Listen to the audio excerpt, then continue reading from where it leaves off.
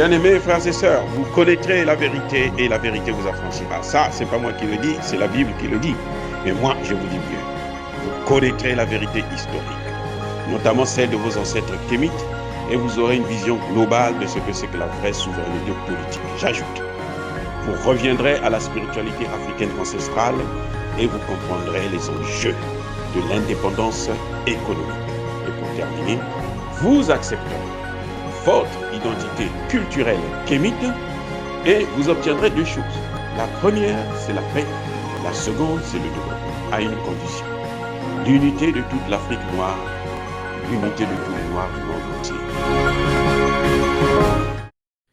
Otep à tous, bienvenue sur la chaîne des panafricanistes par essence, par conviction et par excellence. Celle des citoyens kémites par nécessité et obligation de combat.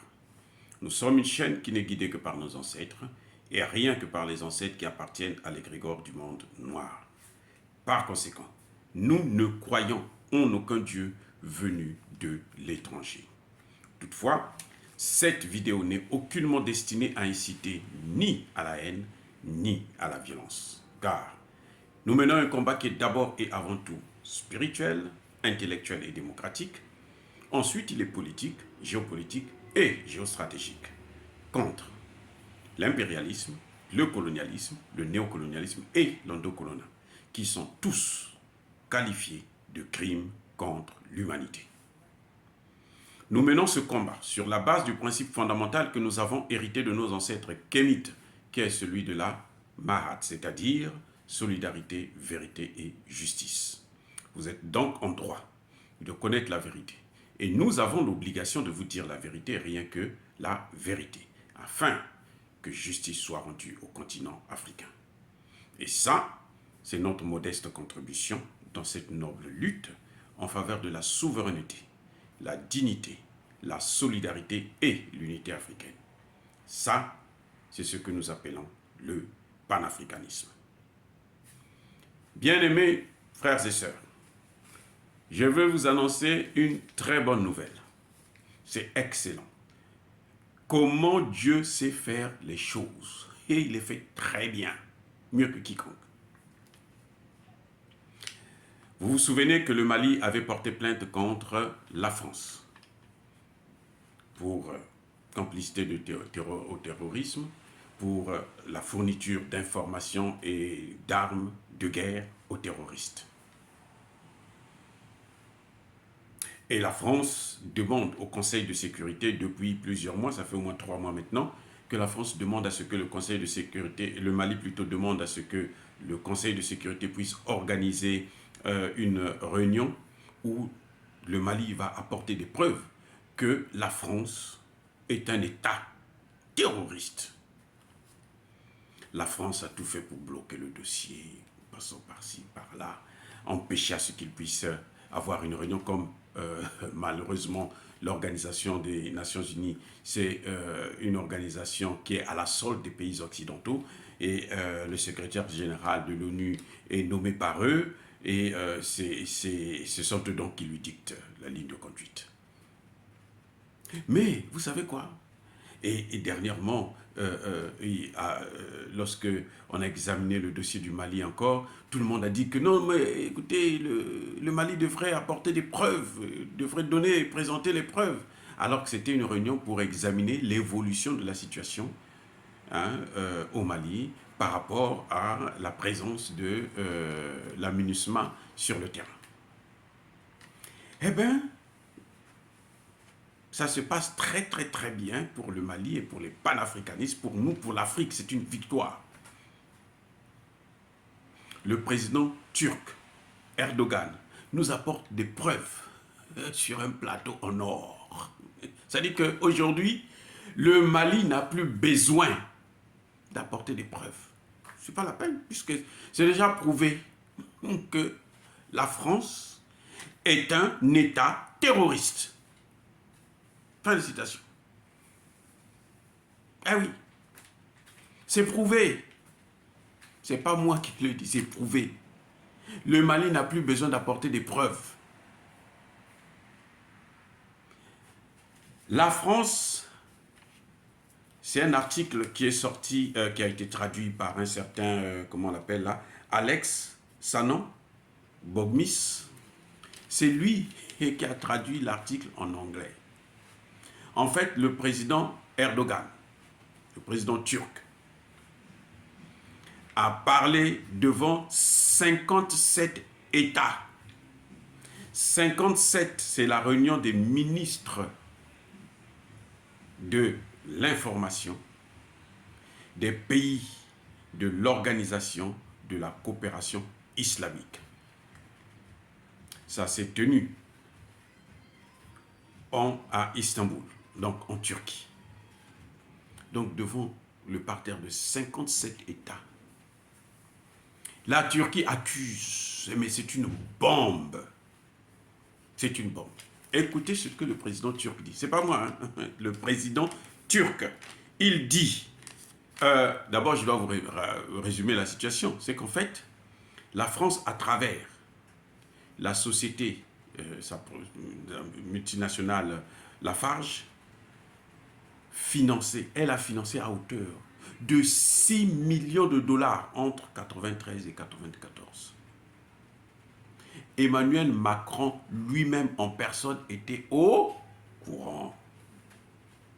Emmanuel Macron lui-même a été informé. Vous vous rendez compte? Mais ça dit que c'est tellement beau quand Dieu fait les choses, quand Dieu veut te dévoiler, te déshabiller, hein, montrer ta nudité au monde, ton imbécilité, ton caractère ridicule.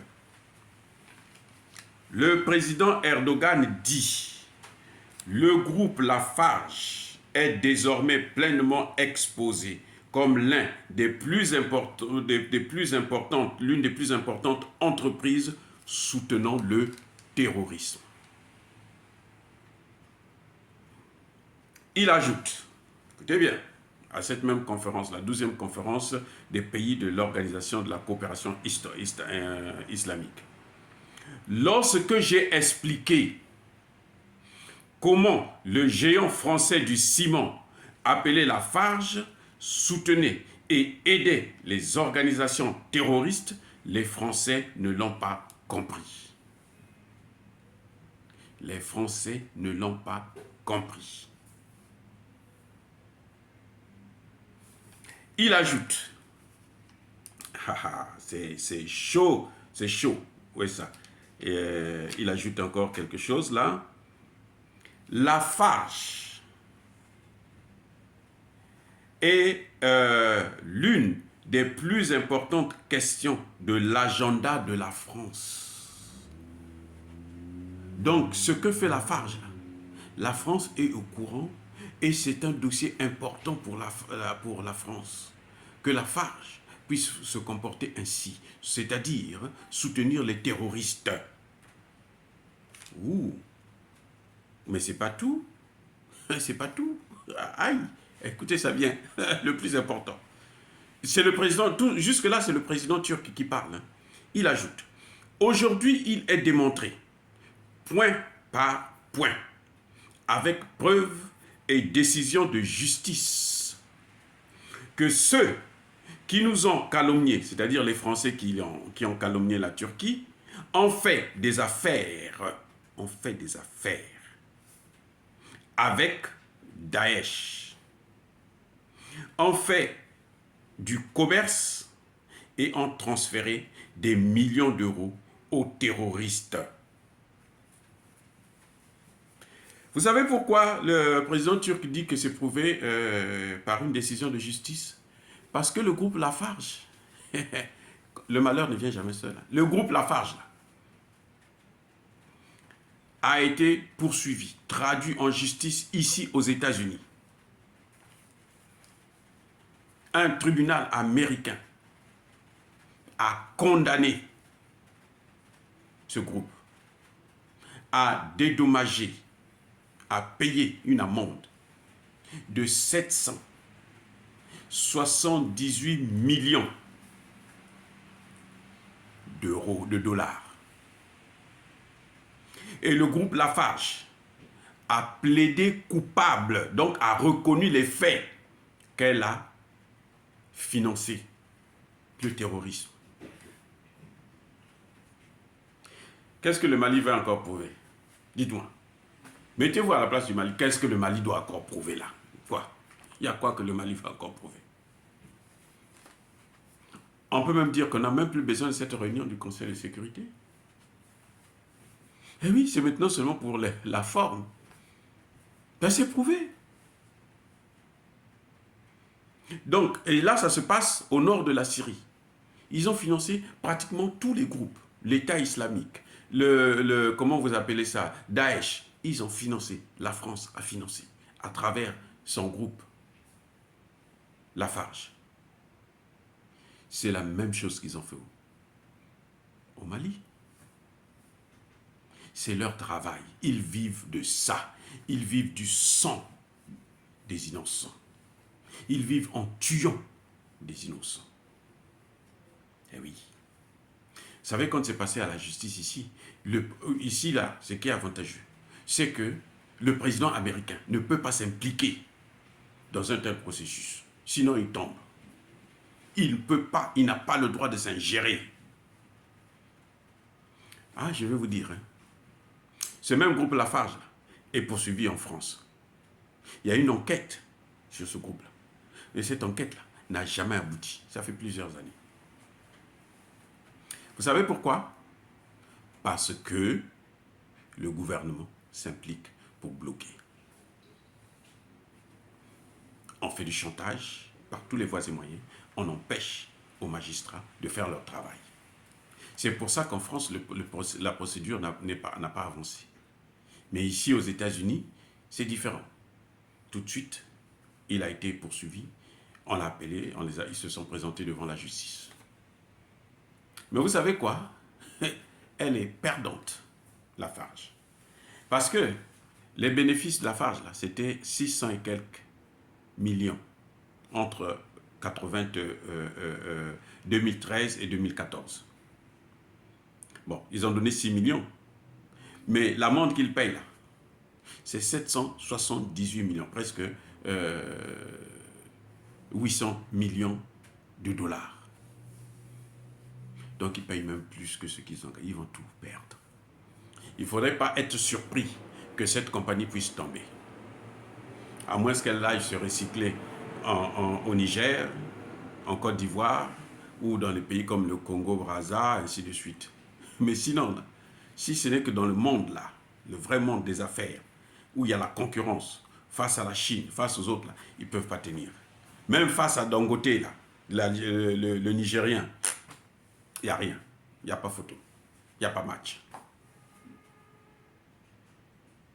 Le Mali n'a plus besoin de prouver que les journalistes et tout ce que quand le président turc a parlé là, aucun journaliste français n'a contredit cela. Aucune autorité française, ni même Macron. Dans le même article, lorsque le président turc a parlé, il a même dit que j'ai moi-même, personnellement, saisi le président français, Emmanuel Macron, pour lui dire, voici ce que fait ton entreprise. Il a fait semblant de fermer les yeux, il a fait semblant de m'ignorer. Il a ignoré les faits. C'est ça qu'on appelle la négation. Le négationnisme français. C'est ce qu'ils sont en train de faire avec le Mali. Quand le Mali porte plainte, ils disent non, il n'a pas de preuves, non, nous. Quand l'ambassadeur de France arrive au Conseil de sécurité, il est fier de son droit de veto, donc il parle avec condescendance, avec mépris au ministre des Affaires étrangères malien. Mais aujourd'hui, le ministre peut croiser les pieds et puis rigoler. Le président Erdogan a parlé lui-même, en personne, avec Emmanuel Macron. Emmanuel Macron a fait comme si ça n'existait pas. Bon, il faut ignorer ça. C'est quand le dossier est arrivé ici, là. L'article ça date de quand? De vendredi dernier. Il y a 3 jours. C'est quand c'est sorti, là, ici aux États-Unis, là. On les a poursuivis. Vous savez comment on qualifie les faits? crime contre l'humanité. Et oui, ici aux États-Unis, les faits, on qualifie ça de crime contre l'humanité. Ça veut dire quoi?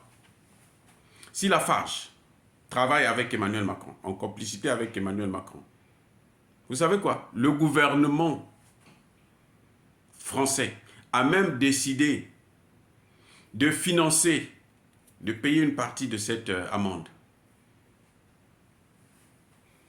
Parce qu'ils savent qu'avec les États-Unis, ils ne peuvent pas faire, sinon les Français vont avoir plus de problèmes.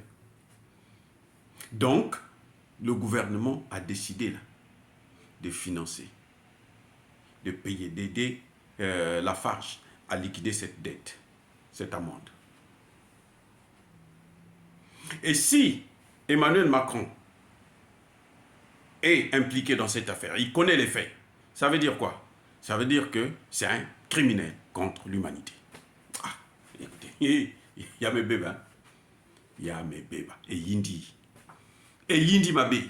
Ça dit que c'est maintenant, c'est compliqué pour lui. Oui, il a le droit de veto, il a tout à l'ONU. Il peut continuer à aller danser en Afrique comme il veut. Mais les intellectuels africains, les intellectuels sérieux, que ce soit au Mali, que ce soit au Tchad, que ce soit au Niger, que ce soit au Burkina Faso, que ce soit au Cameroun, au Congo, dans toute l'Afrique francophone, savent que Emmanuel Macron, c'est un criminel contre l'humanité. Parce que la compagnie qu'il soutient, il a soutenu des pratiques de cette compagnie. Puisqu'il était informé, il n'a pris aucune disposition. Il a ignoré le président Erdogan. Parce qu'il est complice. Et voilà maintenant. Donc, bien aimés frères et sœurs, le Mali n'a plus besoin, n'a plus rien à prouver. Eh oui. C'est juste pour la forme. Que le Conseil de sécurité organise la réunion ou pas, on s'en fout éperdument, les faits sont là. Lafarge, c'est l'une des plus grandes entreprises françaises. Il doit être même le numéro 1 ou le numéro 2 dans le domaine du ciment au monde. Et là, elle est épinglée pour crime contre l'humanité. Parce qu'elle a financé le terrorisme en Syrie. Parce qu'elles passent leur temps, les entreprises françaises passent leur temps à financer la déstabilisation des États en Afrique. On a vu Loïc Le Floch, les gens l'a dit, lorsqu'il y a eu la guerre au Congo-Brazzaville. Elf a donné de l'argent à Sassou Nguesso pour acheter des armes, pour venir tuer des Congolais. C'est connu, ce n'est pas un secret. Moi, je n'invente rien. Je suis tout simplement un chercheur, un docteur en sciences politiques. Il a dit. Et il est encore vivant, hein, le Floch Prigent. Il est encore vivant. Il a dit. Roland Dumas a reconnu les faits. C'est ce qu'ils font, c'est leur pratique. Donc, ils ne peuvent pas changer au Mali. Le chien n'a jamais changé sa façon de s'asseoir. Il n'a pas deux façons, il n'en a pas mille. Oh, bien-aimés frères et sœurs, dire cela, c'est inciter à la haine ou à la violence. Non. Vous devrez connaître la vérité, car la vérité vous affranchira. Maintenant, on sait. Le Mali a bien fait de porter plainte. Même si ça n'aboutit pas. De toutes les façons, nous avons déjà des preuves.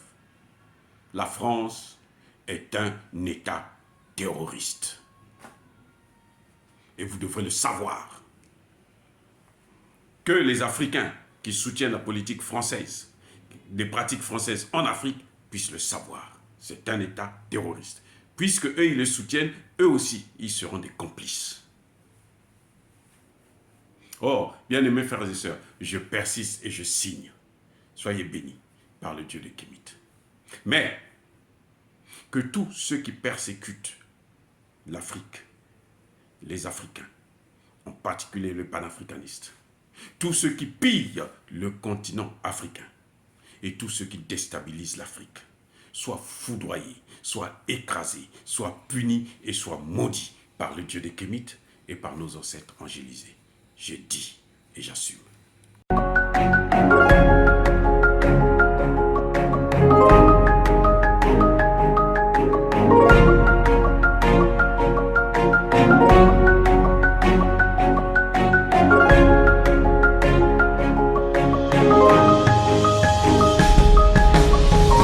Eux, ils marchent par la foi et non par la vue.